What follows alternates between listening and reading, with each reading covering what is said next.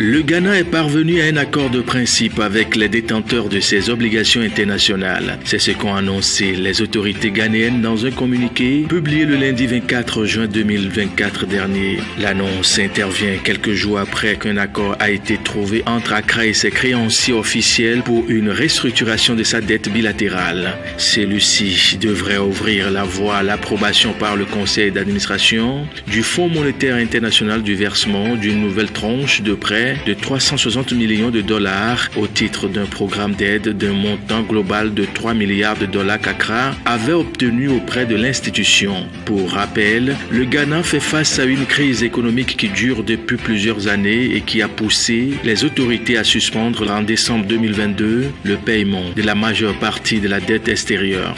Après avoir achevé avec succès la restructuration d'une grande partie de sa dette intérieure, le pays avait entamé en mars dernier des négociations formelles avec les détenteurs de ces euro-obligations sur la restructuration d'environ 13 milliards de dollars de dettes. L'accord prévoit que les détenteurs d'obligations du Ghana renoncent à environ 4,7 milliards de dollars de leurs créances et fournissent un allègement de trésorerie d'environ 4,4 milliards de dollars jusqu'en 2026. En plus de la restructuration de sa dette, le Ghana tentera de mettre en œuvre des réformes sous la supervision du Fonds monétaire international qui pilote un programme économique de 36 mois pour le pays.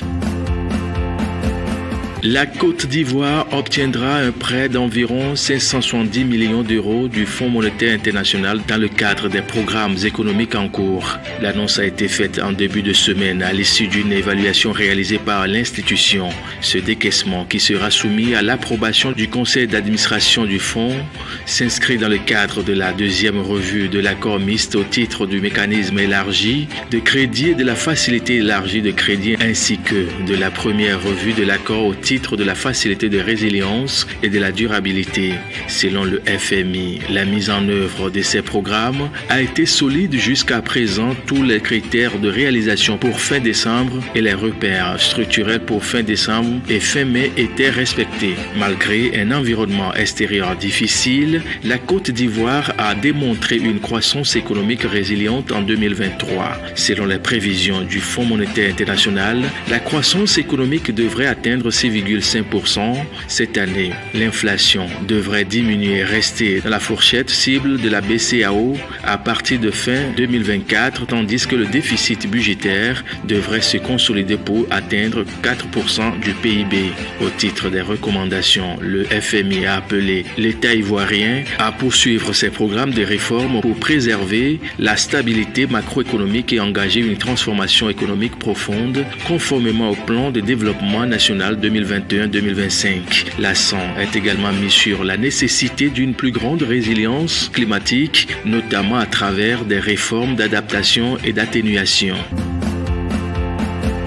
La Banque mondiale a annoncé dans un communiqué publié le lundi 24 juin dernier que son conseil d'administration a approuvé un prêt de 600 millions de dollars en faveur du Maroc pour soutenir deux programmes visant à améliorer la performance du secteur public ainsi que l'inclusivité et la qualité des services publics.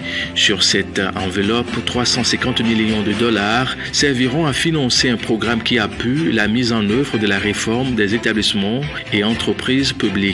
Ce programme vise à améliorer la gouvernance, la restructuration, la neutralité concurrentielle et le suivi des performances en appuyant sur le renforcement des fonctions actionnariales de l'État, l'amélioration des pratiques de gouvernance et de gestion, le pilotage et le suivi des performances, y compris en matière d'impact climatique et l'établissement d'un cadre pour garantir une concurrence équitable. 250 millions de dollars seront alloués au programme performance du secteur public marocain qui soutient les efforts du gouvernement marocain pour améliorer la performance et la transparence en se concentrant sur la modernisation de l'administration publique, notamment à travers la numérisation et les réformes de la gestion des finances publiques. Le financement de la Banque mondiale donnera la priorité à l'amélioration de l'efficacité des dépenses publiques et de la gestion des recettes en incluant une plus grande transparence budgétaire pour les citoyens en matière de dépenses publiques. Il facilite facilitera également l'adoption d'une budgétisation sensible au climat, une première au Maroc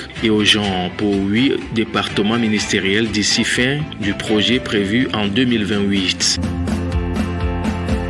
Au Zimbabwe, la production de sucre est attendue entre 395 000 et 400 tonnes en 2024, contre le stock de 370 tonnes fourni par l'industrie locale un an plus tôt. C'est ce qu'estime Tendai Massawi, PDG de la filiale locale du groupe sucrier sud-africain Tongaat Hulett, qui se confiait aux médias locaux le 24 juin. Cette prévision se fonde sur la bonne forme que devraient présenter Hippo Valley Estate Ltd et Triangle Sugar Estate, les deux seules unités de production de sucre opérationnelles dans le pays, avec une capacité de production combinée de 640 000 tonnes par an. Pour atteindre les objectifs de production fixés pour 2024, l'entreprise prévoit de broyer environ 1,6 million de tonnes de canne à sucre.